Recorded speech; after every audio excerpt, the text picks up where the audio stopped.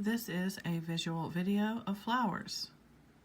As you can see here, you have two pots or terracotta pots. I didn't have the color, so I went with brown. These are sunflowers, you could call them. For the top, I went with the same dark middle, which you can use any color, but since I'd already used dark for the center, I did it for here, for these. And they're little flowers, so you can do straight across, or you can do like a little up down zigzag.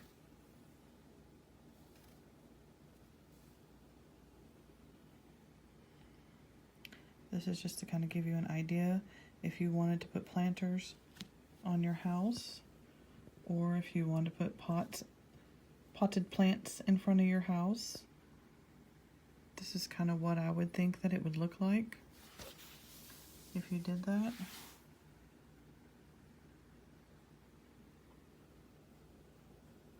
And that's how simple it is. There is a tutorial video on how to make these flowers. The link will be in the description below. Thanks for watching. Have a wonderful day. Please subscribe, give a thumbs up if you like this video, and if you're looking forward to the tutorial that will be coming soon. I appreciate your time.